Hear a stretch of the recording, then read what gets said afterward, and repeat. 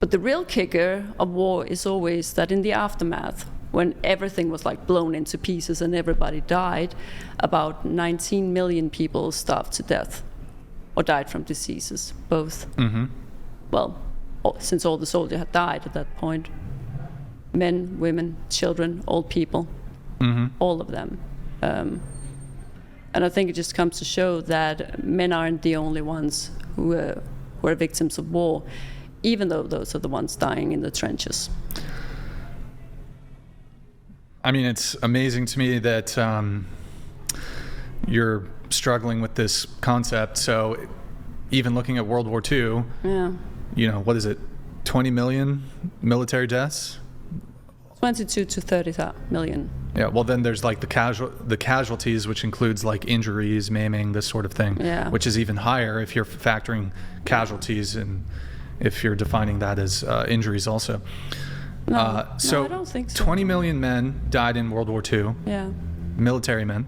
Yeah. How can you possibly come to the conclusion that this doesn't have a greater disproportional impact on men?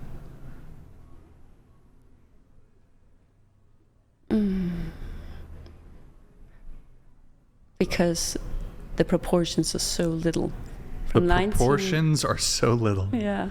I mean, if you count it from 19 million to 22 million. What do you mean? 19 million people died in the aftermath of war. Those were not soldiers.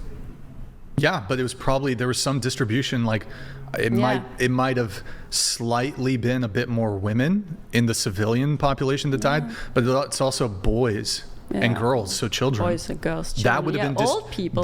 Boys and girls and elderly people, that would have been distributed fairly equally. Yeah, assuming that they weren't out fighting. I mean, the soldiers did become pretty young at some point. So, that's ridiculous.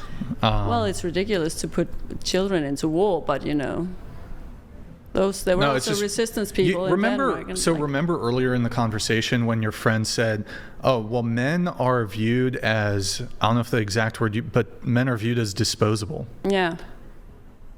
He does. You won't even grant, in this situation, that men are the primary victims of war. So you clearly view men as disposable because you can't even grant. You can't even grant in the incontrovertible situation where it's evidently clear that men are the primary victims of something.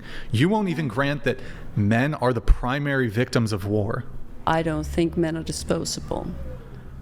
But you're saying all people suffer in war. All people suffer in war. Yeah. Okay, let me ask you a question. But you can't even grant that all people suffer in war. Have you ever had a loved one passed away? Quite a few. If I stubbed my toe and my toe hurts, is this a greater suffering than you losing a parent? Oh, that depends which parent. Let's assume one that you loved. I would say yeah. Okay. So, women feeling bad, not as bad as men dying in war. No, I don't think that. But women did die. At the same rates of men? I'm not sure, actually. How are you not sure? Because... Who fights wars? Who fights wars?